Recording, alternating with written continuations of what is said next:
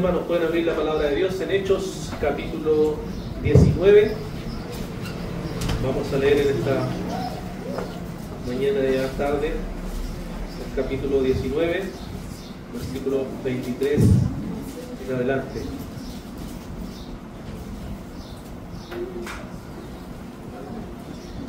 Hechos capítulo 19, versículo 23. Dice así la palabra del Señor. Por aquel tiempo se produjo un alboroto no pequeño por motivo del camino, porque cierto platero que se llamaba Demetrio, que labraba templecillos de plata de Diana y producía no poca ganancia a los artífices, reunió a estos junto con los obreros de oficios semejantes y dijo: compañeros, ustedes saben que nuestra prosperidad depende de este comercio. Pueden ver y oír que no solo en Éfeso, sino que casi toda Asia, este Pablo ha persuadido a una gran cantidad de gente y la ha apartado diciendo que los dioses hechos con las manos no son dioses verdaderos. Y no solo corremos el peligro de que nuestro oficio caiga en descrédito, sino también de que el templo de la gran diosa Diana se considere sin valor, que ella, a quien adora toda Asia y el mundo entero, sea despojada de su grandeza. Cuando oyeron esto se llenaron de ira y comenzaron a gritar: grande es Diana de los Efesios. La ciudad se llenó de confusión y a una se precipitaron en el teatro arrastrando consigo a Gallo y a Aristarco, los compañeros de viaje de Pablo, que eran de Macedonia. Cuando Pablo quiso ir a la multitud, los discípulos no se lo permitieron. También algunas de las autoridades de la provincia de Asia, que eran amigos de Pablo, le enviaron mensajes y repetidamente le rogaron que no se aventurara a presentarse en el teatro. Así que unos gritaban una cosa y otros otra, porque había confusión en la asamblea y la mayoría no sabía por qué razón se habían reunido. Algunos de la multitud pensaron que se trataba de Alejandro, puesto que los judíos lo habían empujado hacia adelante. Entonces Alejandro, haciendo señal de silencio con la mano, quería hacer su defensa ante la asamblea, pero cuando se dieron cuenta de que era judío, un clamor se levantó de todos ellos gritando como por 2 horas: grande es Diana de los Efesios. Entonces el secretario, después de calmar a la multitud, dijo: ciudadanos de Éfeso, ¿hay acaso algún hombre que no sepa que la ciudad de los Efesios es guardiana del templo de la gran Diana y de la imagen que descendió del cielo? Puesto que estos hechos son innegables, deben guardar calma y no hacer nada precipitadamente, porque han traído a estos hombres que ni roban templos ni blasfeman a nuestra diosa. Así pues, si Demetrio y los artífices que están con él tienen queja contra alguien, los tribunales están abiertos y los procónsules dispuestos. Presenten sus acusaciones unos contra otros. Pero si demandan algo más que esto, se decidirá en asamblea legítima, porque ciertamente corremos peligro de ser acusados de crear problemas en relación con lo acontecido hoy, ya que no existe causa justificada para esto, y por ello no podremos explicar este alboroto. Y habiendo dicho esto, despidió la asamblea. Que el Señor bendiga su palabra.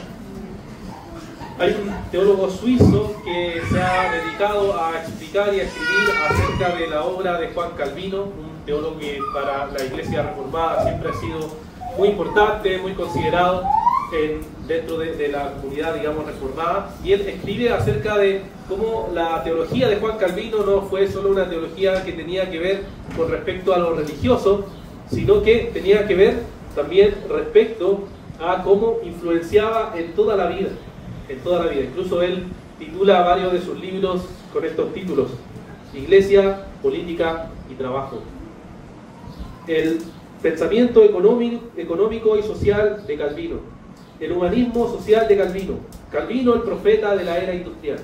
Fíjense, todos esos títulos aluden a que nos demos cuenta que el pensamiento de Calvino, que obviamente estaba formado por el Evangelio, era un pensamiento que traía influencia hacia todas las áreas de la vida. No quedaba nada que estuviera fuera de la vida. Y los historiadores hoy en día, por supuesto, han demostrado o nos han dicho claramente que la reforma protestante fue una reforma que tuvo que ver con todas las cosas de la vida. No fue solamente algo religioso. Por supuesto, empezó en una disputa religiosa cuando Martín Lutero clava las famosas 95 tesis y de ahí, ¿cierto?, empieza toda la discusión.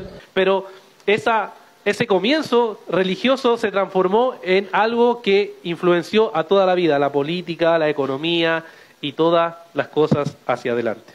Y ahora, hermano, esto es algo que para nosotros parece bastante extraño porque hemos sido influenciados en la forma de pensar que es como por secciones, ¿cierto? Lo privado, lo político, lo económico, pero en la época del siglo XVI y la visión reformada de la vida toda la vida es para la gloria de Dios y por tanto ya sea económico, político, lo que sea, todo es para la gloria de Dios. Y por eso tenemos, por ejemplo, hoy en día el pensamiento de que no hay que meterse en política y cosas por el estilo, cuando todo, en verdad, hermanos, le pertenece al Señor. E incluso el voto que yo voy a dar en los próximos días, cuando yo tenga las responsabilidades que hacer, ¿cierto? Lo hago con una conciencia delante del Señor. Todo lo que nosotros hacemos, lo hacemos para la gloria de Dios. ¿Y qué tiene que ver eso con el conflicto que hay en Éfeso? Que el conflicto que hay en Éfeso, mis hermanos, tiene que ver exactamente porque ven el impacto de lo que la predicación del Evangelio está haciendo. El impacto que va a traer en estas personas que están en esta ciudad y que tienen cierto negocio y cómo les va a influenciar en la forma en que ellos también hacen ciertas cosas. Y hemos estado viendo, mis hermanos, que Pablo está en su tercer viaje misionero. Él ha estado recorriendo distintos lugares, empezó en Antioquía de Siria, de ahí en adelante, ¿cierto? Fue visitando algunas regiones en Galacia y en Frigia, algunas iglesias que él había plantado y está nuevamente recorriéndolo, y luego llegó a la ciudad de Éfeso, donde vimos el matrimonio de Aquila y Priscila, que primero se relacionaron con Pablo porque tenían el mismo oficio, y luego de eso, ¿cierto? Pablo los preparó y los dejó en esta ciudad, y él siguió haciendo sus viajes misioneros, y Aquila y Priscila, ¿cierto? Corrigen después a Apolos, al cual lo afinan en la doctrina para que él pueda seguir desarrollando esta predicación que está haciendo. También Pablo, vimos la semana pasada, que llegando a Éfeso se dedica 2 años y 3 meses aproximadamente a enseñar y a discipular en esa ciudad, y vemos cómo, ¿cierto? El apóstol Pablo entonces dedica una gran parte de su tiempo ahí. Y hoy nos encontramos entonces en la misma ciudad de Éfeso y nos encontramos ahora sí con un conflicto. Hay un conflicto, hay un problema, y vamos a ver cómo entonces van a reaccionar los cristianos en aquel problema que vamos a ver hoy. Veamos primero entonces, hermanos, los versículos 23 al 27, donde vamos a ver lo siguiente, que es el origen del conflicto. Versículos 23 al 27 vemos entonces cuál es el origen de este conflicto que se va a dar en la ciudad de Éfeso. Observemos entonces primero, mis hermanos, que nos encontramos con que dice que se produjo un alboroto no pequeño por motivo del camino. El camino, como hemos dicho en otras ocasiones, es, ¿cierto?, el grupo de cristianos que sigue al Señor. En Hechos capítulo 9, versículo 2, nos decía lo mismo cuando Pablo estaba persiguiendo a los cristianos. Dice lo siguiente, Hechos 9, 2, y le pidió cartas para las sinagogas de Damasco, para que si encontrara algunos que pertenecieran al camino, tanto hombres como mujeres, los pudiera llevar atados a Jerusalén. Entonces los del camino son los cristianos. Así se le llamaba a aquellos que estaban siguiendo este camino. ¿Y qué pasó? Había un alboroto no pequeño, nos dice. O sea, realmente un problema bastante grande, bastante enorme. ¿Cuál era el problema? Versículos 24 y 25 nos dice que un cierto platero llamado Demetrio reunió a todos los de su oficio para mostrarles que gran parte de su negocio y de la prosperidad de su negocio iba a verse afectado por la predicación del apóstol Pablo y en verdad de todos los que estaban con el apóstol Pablo. Ahora, en la ciudad de Éfeso, como lo dijimos la vez pasada, era muy común que cuando yo tenía un trabajo o un oficio, yo formaba gremios, no muy diferente a hoy, ¿no? Formamos gremios, grupos que lo que hacían era defender los propios intereses que tenían ellos. ¿Y cuáles eran los propios intereses? Mantener este trabajo. Y entonces lo que hace Demetrio es reunir a sus colegas y contarles, mire lo que está pasando, mire lo que está sucediendo. Lo que está sucediendo es que se va a poner en riesgo nuestro negocio. Ahora, ¿cuándo pasa esto? Dicen algunos estudiosos que lo más probable fue la fecha cuando se celebraba la fiesta a Diana de los Efesios. Entonces, era un momento muy importante para el negocio. Por ejemplo, para los que son buenos para el negocio, ¿cierto? Las fechas importantes son clave. Día de la mamá, día del papá, Navidad, ¿cierto? Es buen negocio, se viene, hay que prepararse para lo que se viene. Entonces, como un buen negociante, quería que hubiera prosperidad. Entonces, algunos estudiosos piensan que era la fecha muy cercana en donde se iba a hacer esa fiesta religiosa. Y estábamos escuchando del apóstol Pablo que estaba enseñando esto, que iba contra todo lo que ellos pensaban. Entonces, se estaba poniendo en riesgo sus ganancias y estaban preocupados por el negocio. Tenemos entonces acá que el versículo 26, entonces Demetrio le va a advertir a sus colegas que la enseñanza que Pablo ha estado llevando a cabo es una enseñanza que dice que los dioses que ellos hacen con sus manos no son dioses verdaderos. Parte del pensamiento pagano común de ese tiempo es pensar que los dioses que se construyen con sus propias manos son dioses verdaderos. Ahora, Demetrio interpreta muy bien al apóstol Pablo, porque el apóstol Pablo exactamente es lo que ha estado predicando a través de todos los viajes misioneros. Pablo era judío, así que enseñaba eso, y ahora era cristiano, así que con mayor razón enseñaba eso. ¿Qué es lo que había estado enseñando? Recordemos el capítulo 14 del libro de Hechos, si quiere acompañarme ahí. Hechos capítulo 14, versículo 12. Aquí tenemos cuando Pablo y Bernabé están predicando, ¿cierto? Y hacen una señal o un milagro. ¿Y qué es lo que sucede? En Hechos capítulo 14, versículo 12, dice, y llaman a Bernabé Júpiter y a Pablo Mercurio, porque este era el que dirigía la palabra. El sacerdote de Júpiter, cuyo templo estaba en las afueras de la ciudad, trajo toros y guirnaldas a las puertas y quería ofrecer sacrificio junto con la multitud. Pero cuando lo oyeron los apóstoles Bernabé y Pablo, rasgaron sus ropas y se lanzaron en medio de la multitud gritando, señores, ¿por qué hacen estas cosas? Nosotros también somos hombres de igual naturaleza de ustedes y les anunciamos el Evangelio para que se vuelvan de estas cosas vanas a un Dios vivo que hizo el cielo, la tierra, el mar y todo lo que hay en ellos. Entonces Pablo y Bernabé ahí les dicen, nosotros no adoramos ni creemos en estos dioses paganos que ustedes creen. Lo mismo aconteció cuando estuvieron en Atenas, Pablo dando el discurso en el Areópago, en Hechos capítulo 17, versículo 24, el apóstol Pablo dijo lo siguiente, Hechos 17, versículo 24, el Dios que hizo el mundo y todo lo que en él hay, puesto que es Señor del cielo y de la tierra, no mora en templos hechos por manos de hombres, ni es servido por manos humanas, como si necesitara de algo, puesto que él da vida y aliento a todas las cosas. Entonces Demetrio estaba entendiendo bien que lo que el apóstol Pablo y todos los cristianos de aquella época enseñaban es que los dioses que ellos hacen con sus propias manos y construyen son dioses falsos. Son dioses que no deben ser adorados. Y entonces el versículo 27, Demetrio concluye, ¿cierto?, diciendo que el peligro que tiene eso es que se va a poner no solo en riesgo su negocio, sino que también se va a poner en riesgo el mismo templo de la diosa Diana. Va a ser despojado de su grandeza y va a ser cuestionada su grandeza. Ahora, no es la primera vez que sucede esto en la Escritura. Vemos varios ejemplos en donde en la Escritura también se pone, ¿cierto?, en cuestionamiento estos dioses falsos y por tanto hay persecución contra aquellos que quieren destruir a esos dioses. Por ejemplo, en Jueces capítulo 6, versículo 28, encontramos esta historia, ¿no? Jueces capítulo 6, versículo 28 dice, cuando los hombres de la ciudad se levantaron temprano en la mañana, vieron el altar de Baal que había sido derribada y cortada la acera que estaba junto a él y dijeron, y el segundo novillo que habían ofrecido en el altar que se había edificado, y se dijeron unos a otros, ¿quién ha hecho esto? Y cuando buscaron e investigaron, dijeron, Gedeón, hijo de Joás, ha hecho esto. Entonces los hombres, ¿cierto?, fueron y dijeron, sácalo porque vamos a matarlo. O sea, que les tocaran sus dioses, que les tocaran sus ídolos, era algo terrible. Le estaban diciendo que es falso, que no valen nada, que no sirven para nada, y por tanto, no solo Gedeón, sino que Josías también lo enfrentó, Elías, Daniel lo enfrentaron, en donde se opusieron a los dioses falsos y no lo adoraron, y no le dieron la honra que ellos pedían. Entonces, oponerse a estos dioses falsos tenía un costo personal, pero también tenía un costo político y económico, porque se creaba todo un negocio a partir de esto. Había todo un negocio a partir de esto. Entonces se ponía en jaque, ¿cierto? Se cuestionaba todo lo que ellos pensaban. Entonces, hermanos, podemos decir que lo que nos enseña aquí, o lo que vemos en estos versículos, es que el Evangelio, al abarcar todas las cosas, abarca toda la existencia de las cosas y por tanto, por eso, y esa es una de las razones, por lo cual molesta al mundo. Porque el Evangelio hace relativo los dioses del mundo y los cuestiona. Constantemente cualquier ideología, cualquier ídolo, o podemos pensarlo mucho más fácil, ¿cierto? Cualquier fiesta religiosa que no se trate de adorar a Dios y que uno la cuestione, ciertamente molesta.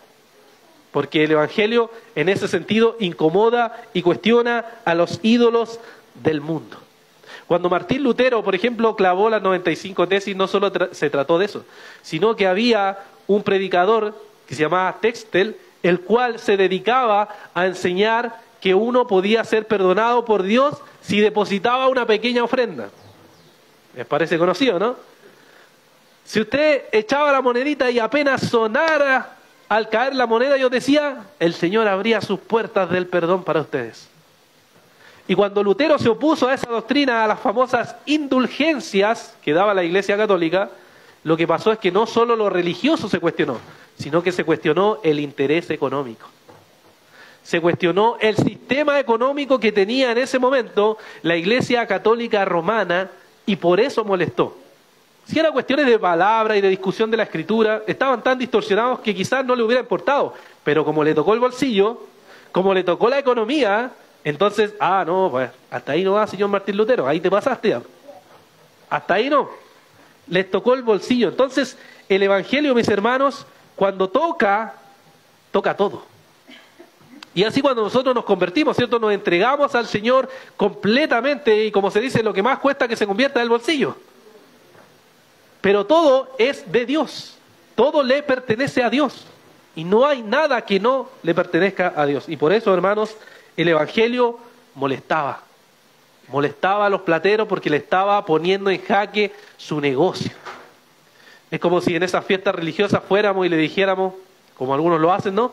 Todo esto es falso, es idolatría. Oye, el negocio, no, tengo que vender en esta fiesta, me va a ir bien. No, pero eso todo no sirve de nada. No vas a encontrar perdón en Dios por eso. Y entonces le toca el interés económico. Mis hermanos, cuando la gente dice que el cristianismo no puede involucrarse en temas públicos o cuando se debaten famosos temas que están en la agenda pública como el aborto y la eutanasia hoy en día y dicen, no, ustedes no pueden opinar de eso porque esos son temas religiosos privados, bueno, le respondemos que no es así. Son temas de interés de todos, son temas de interés de Dios.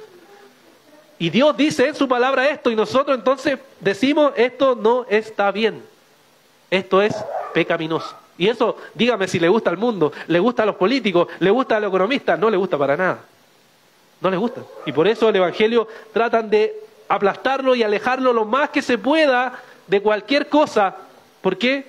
Porque el Evangelio, hermanos, molesta el bienestar de las personas. Les molesta y le incomoda en eso. El Evangelio también molesta incluso a los mismos evangélicos, a nosotros mismos.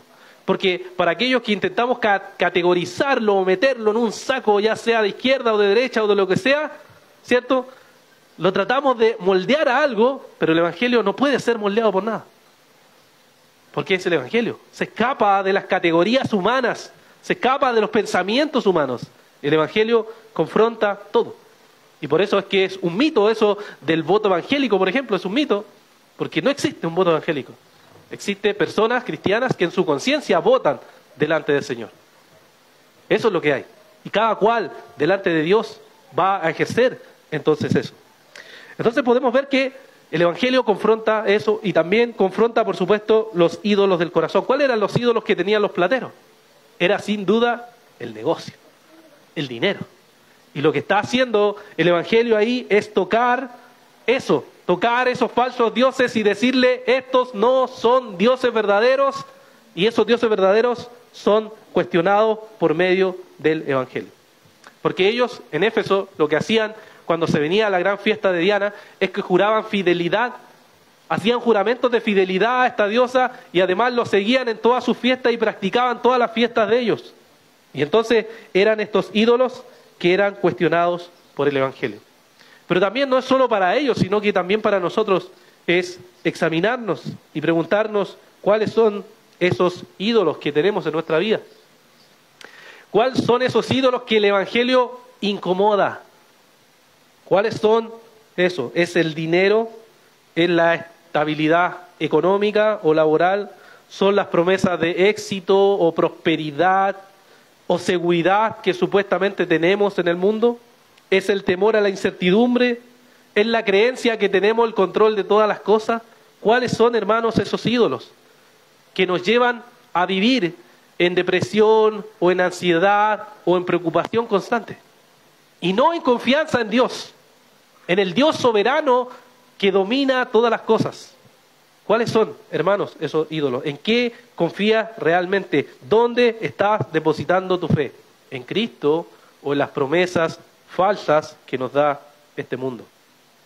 Entonces el apóstol Pablo, luego de mostrarnos, ¿cierto? El Lucas, luego de mostrarnos, ¿cierto?, lo que está aconteciendo aquí, vemos que entonces se pasa esta noticia a solo una discusión de los plateros a toda una multitud, o sea, a toda la ciudad. Fíjense, versículos 28 al 34, nos encontramos entonces con la multitud enfurecida.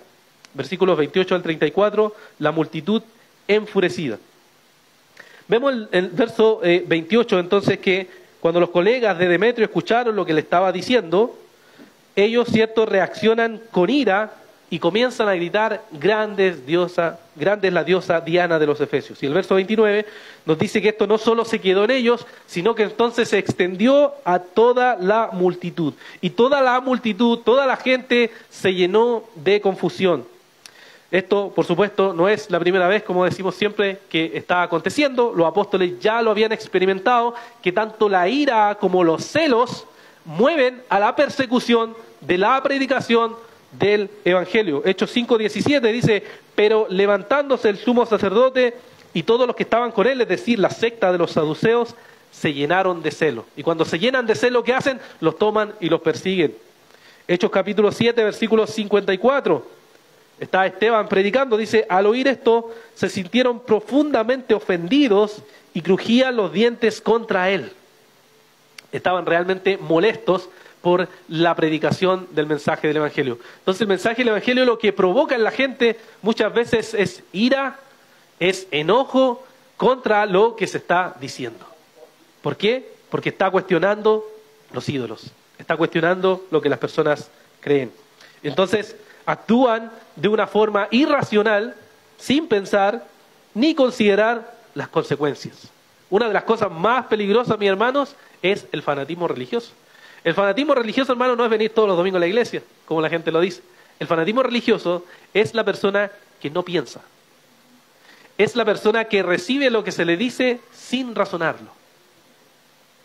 Es la persona que no está dispuesta a reflexionar y a pensar sobre las cosas que se dicen. Y sí, en el mundo evangélico también hay fanatismo religioso. Personas que aceptan nomás las cosas y no se detienen a pensar a la luz de la palabra lo que se le está diciendo. Eso es fanatismo religioso. Y eso, hermanos, es muy peligroso. Y eso es exactamente la reacción de los paganos aquí. Los paganos no pensaban. Ellos simplemente, esta es la diosa, hay que adorarla, listo. Y ellos entonces van y se ponen enfurecidos, están llenos de enojo y de ira. ¿Y qué es lo que hacen? En el versículo 29 nos muestra que en medio de toda la confusión corren rápido al teatro. El teatro era un lugar muy conocido para ellos. Y van, dice, y arrastran a dos de las personas que eran compañeros de viaje de Pablo, Gayo y Aristarco. Seguramente en medio de todo eso dice que lo arrastran, por lo menos mi versión dice lo arrastran, y en ese arrastre obviamente no fue como vamos despacito, caminemos, ya vamos circulando. No, fue cierto seguramente sus manotazos, golpes, de todo. Lo arrastran al teatro y ahí lo dejan. Entonces, hermanos, vemos que en los versos 30 y 31, el apóstol Pablo, al enterarse de esto, seguramente le llegan las noticias, hoy le están pegando a Gayo y a Aristarco, vamos, ¿qué pasa? Vamos. Y lo detienen, dice. Pablo quería ir y presentarse allá, y dice que los discípulos le dicen que no, e incluso le llegan después informaciones y le dicen, de gente que Pablo conocía, le dicen, Pablo, ni se te ocurra presentarte allá. Ni se te ocurra, Pablo, porque te van a matar. No vayas. Entonces, Pablo queda ahí detenido. Y eso nos muestra, hermano, que Pablo no siempre actuaba con sabiduría. Eso es algo que a veces no nos damos cuenta. Pablo a veces tenía valentía. La valentía es buena, pero la valentía sin prudencia es peligrosa. La valentía sin sabiduría es peligrosa. Puede llevarte a un extremo. Y los discípulos lo detuvieron. Las cartas le dijeron de personas conocidas, no vayas, Pablo, no vayas. Y eso nos indica que él seguramente quería ir, insistía en ir. Pero le dicen que no vaya porque podía pasar una tragedia. Pablo ha sido protegido, por supuesto, en varias ocasiones también, de varios riesgos. Por ejemplo, Hechos 9:23, cuando él recién casi se convierte, nos cuenta el libro de Hechos en el capítulo 9, versículo 23, que después de muchos días los judíos tramaron deshacerse de él.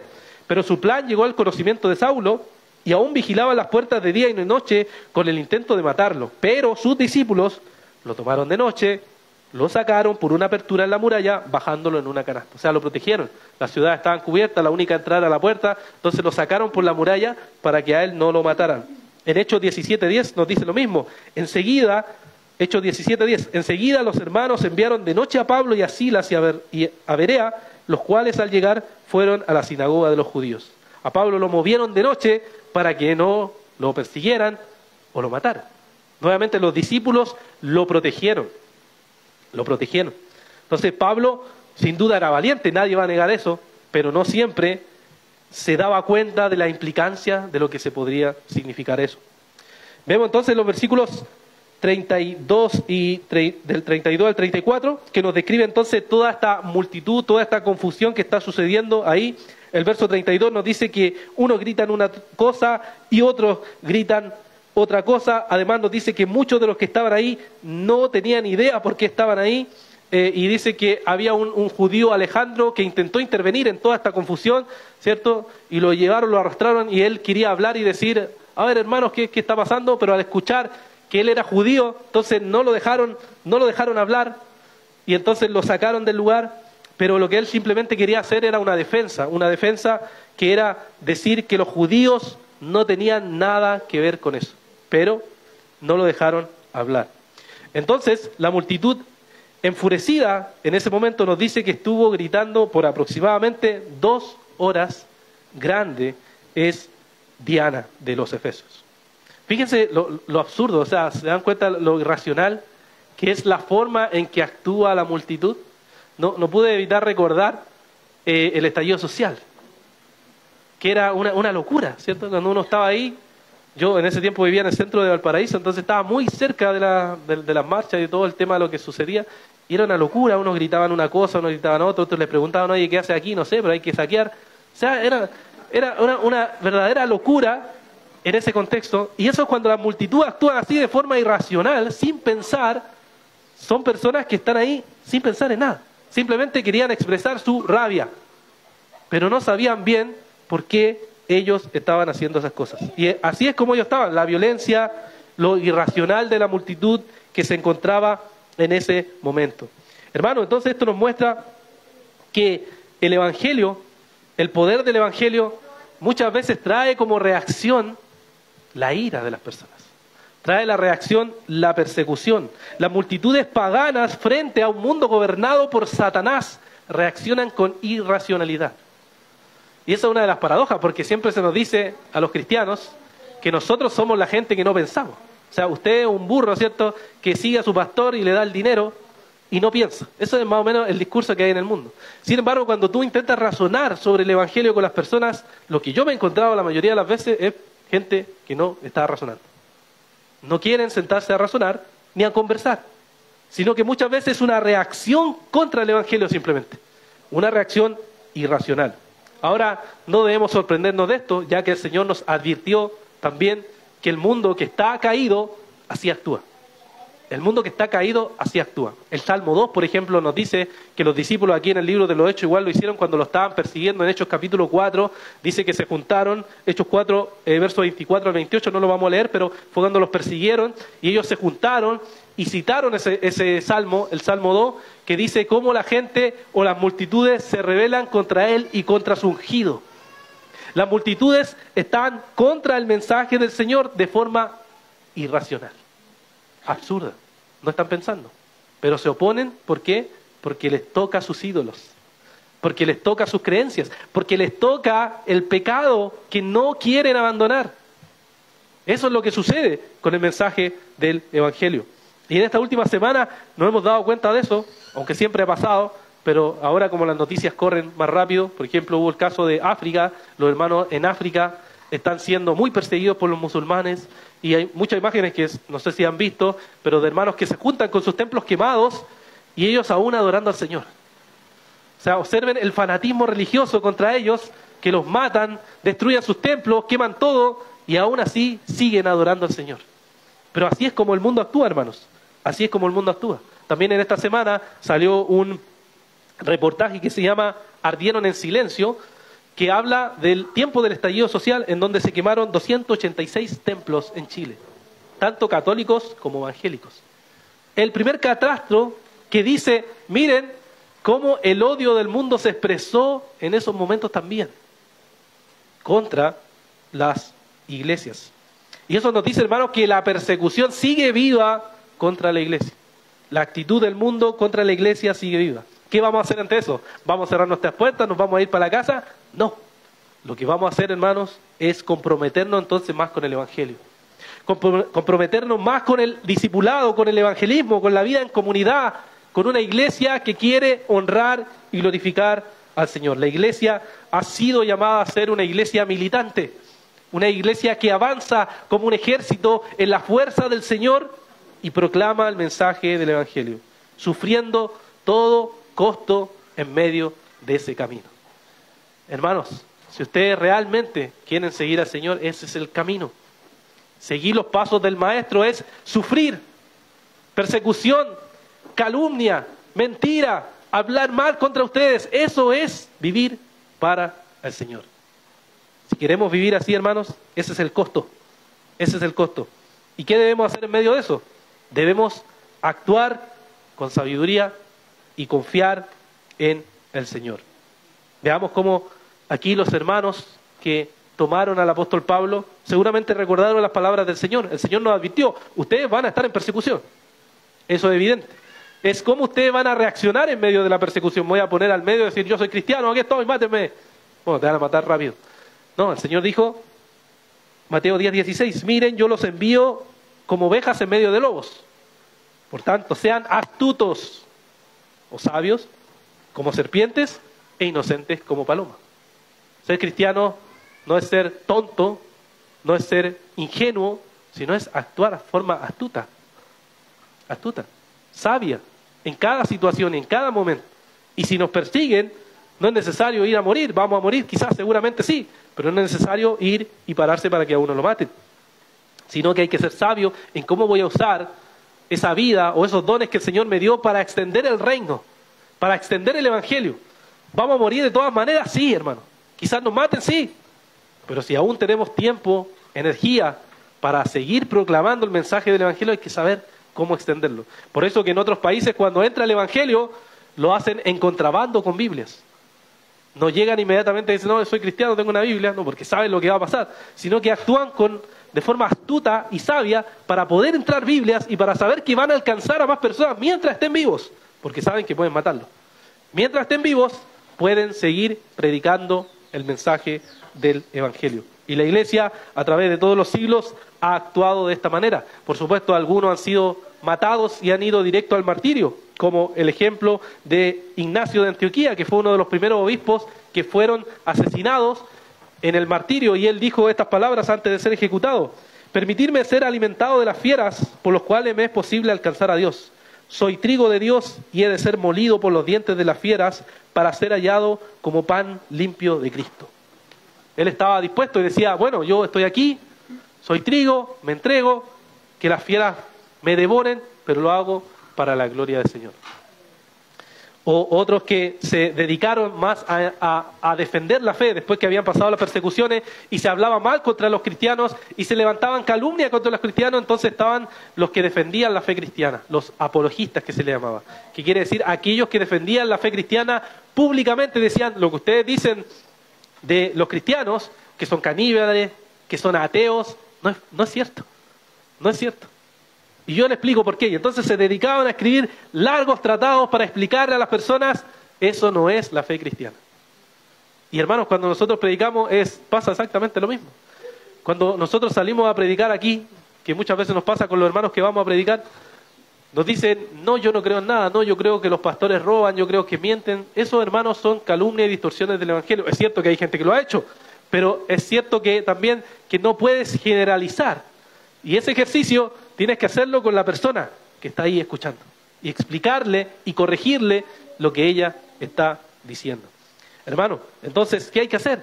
Hay que ser sabio, hay que ser paciente, hay que orar, hay que clamar y hay que seguir predicando para que el Señor atraiga a los que son suyos, atraiga a los que son escogidos. Hermanos, tenemos que, como iglesia, seguir proclamando ese mensaje, un mensaje que el mundo odia. Y luego vemos aquí en la historia que finaliza, mis hermanos, en los versículos 35 al 41, mostrándonos que el secretario llama a la calma, ¿ya? Verso 35 al 41, el secretario llama a la calma. Vemos entonces, mis hermanos, que aparece aquí en el verso 35 un secretario. ¿Qué era un secretario? Un secretario era el funcionario de más alto rango de la ciudad. Y él tenía la autoridad, estando ahí, para llamar a la calma. ¿Y qué es lo que él pregunta? Él pregunta algo simple, dice, primero calma a la multitud, y después pregunta, ¿hay algún hombre que no sepa que la ciudad de Éfeso es guardiana del templo de la gran Diana y de la imagen que descendió del cielo? Él pregunta, a ver, ¿acá hay alguien que esté en desacuerdo con eso? O sea, lo hace pensar, ¿cierto? Lo hace pensar, reflexionar y le dice, ¿alguien está en desacuerdo con eso? Y todos quedan pensando, no, nadie está en desacuerdo con eso. Entonces, la pregunta es, ¿qué están haciendo? ¿Por qué están enfurecidos por algo que en verdad ni siquiera comprenden? Había también una creencia que algunas de las imágenes que ellos adoraban habían descendido del cielo y de ahí que tenían ese origen divino. Entonces, por eso él le pregunta, ¿y de la imagen que descendió del cielo hay alguien que tenga duda de eso aquí? La respuesta es no. Entonces, los versos 36 y 37 nos dice que él dice, si estos hechos son innegables, entonces deberían guardar la calma. Si esto es innegable, no deberían estar airados en este momento. Además, él dice, los hombres que ustedes han traído aquí, que era Gayo y Aristarco, no habían robado los templos, que eso sí era visto como muy malo, como sacrílego en los templos que ellos tenían, si robaban era muy mal visto, ni tampoco han blasfemado contra la diosa de Diana. Entonces la pregunta es, ¿por qué hay todo este alboroto? ¿Por qué hacen todo este escándalo si nadie ha hecho ningún mal contra la diosa de ustedes? ¿Por qué acusan a estos hombres si no han robado ni han hecho blasfemia? ¿Por qué están gritando de esa manera sin tener certezas? Y ahí vemos entonces, hermano, lo irracional, ¿ven? Lo fanático que eran las personas de ese tiempo. Y que el fanatismo tiene que ver con esto, no pensar, no reflexionar sobre lo que se está diciendo. Luego en los versículos 38 y 39, entonces el secretario les dice, se dirige a Demetrio y a sus colegas y les dice que si ellos tienen alguna queja o alguna acusación, lo que deben hacer es ir a los tribunales y a los procónsules. Los procónsules eran las personas que tenían la autoridad dada de Roma. La ciudad de Éfeso era una ciudad libre, por tanto tenía un privilegio que era la capacidad de autogobernarse. Y como tenía la capacidad de autogobernarse, llamaban a una persona que se llamaba procónsul y esa persona tenía la potestad de emitir juicios en casos civiles o religiosos. Y entonces él le dice, miren, si ustedes tienen un problema legal, entonces vengan al tribunal, traigan el caso, presenten sus acusaciones y luego lo evaluamos. Y si es correcto, entonces ejecutamos la sentencia, como se dice hoy, ¿no? Pero si no hay ninguna acusación, y ahora yo le acabo de preguntar a ustedes, ¿alguien pone en duda esto y nadie pone en duda eso? Entonces, ¿cuál es el escándalo? ¿De qué estamos hablando? ¿Por qué estamos haciendo este escándalo si no hay ninguna acusación formal contra estas personas? Entonces, los versos 40 y 41 advierte las consecuencias de esto. Si es que no hay una acusación formal, si es que no hay queja formal sobre esto, ni un delito que se esté cometiendo, la consecuencia de esto es que a Roma se le podía acusar que que la ciudad estaba en rebelión. Y si la ciudad estaba en rebelión, lo que los romanos podían hacer era ir y juzgar a toda la ciudad. Los romanos en ese aspecto no les gustaba ningún alboroto. Si es que tenían algo grave, venía el ejército romano y eliminaba toda la ciudad y se acababa. Entonces él está advirtiendo, fíjese la consecuencia que puede traer esto. La consecuencia es que puede ser destruida esta ciudad. Así que le advierte sobre eso, sobre qué es lo que podía pasar. Mi hermano, entonces, ¿qué podemos ver de estos versículos? Podemos ver, mis hermanos, que el Señor usa a quien quiere para llevar a cabo su voluntad. En este caso tenemos a un secretario que no sabemos que sea cristiano, pero un secretario que llama a la calma y que hace razonar a las personas. Los cristianos no habían podido, simplemente se habían replegado, pero él les dice, mire, tienen acusaciones, tienen algo que decir, entonces háganlo de la forma que se le ha implementado. Dios está usando a una persona no creyente para hacer razonar a los paganos. Y eso pasa, hermanos, en el Antiguo Testamento lo vimos con el rey, con varios reyes que el Señor usó, Ciro, Nabucodonosor, que usó para cuidar a la iglesia de los peligros. Aquí también lo vemos. Vemos que el Señor está usando a este secretario. Y eso nos hace pensar, hermanos, en que tenemos que tener una visión amplia de la soberanía de Dios. Dios está guiando este mundo. Dios está guiando a quien pone y a quien saca en autoridad. Dios está guiando incluso en la persecución de nuestro hermano en otros países. Dios sigue guiando y está usando las cosas para el bien y para la gloria y la extensión de la iglesia. Incluso lo que te esté pasando en tu propia vida, las pruebas y las dificultades que esté enfrentando en tu propia vida, son parte de la soberanía de Dios. Dios la está usando para tu propio bien y para purificarte y para que crezcas como cristiano y para que crezca tu carácter y para que te conformes más a la imagen de nuestro Hijo, del Hijo Señor Jesucristo. Y los cristianos, hermanos, estamos llamados a que en medio de la persecución, en medio del caos, en medio de la prueba, a ser buenos cristianos de igual manera. A seguir al Señor en medio de eso. Pero además de eso, los cristianos de los primeros siglos enfatizaron que los cristianos eran los mejores ejemplos de ciudadanos. Aunque las ciudades se oponían al cristianismo, los cristianos actuaban no devolviendo mal por mal, sino que actuaban como los mejores ciudadanos. Hay una obra que escribió esto, un autor cristiano llamado Atenágoras, que él decía: nosotros los cristianos no solo somos justos entre los hombres, sino también los más útiles para el Estado, pues enseñamos a obedecer a los gobernantes y a orar por ellos para que gobiernen justamente.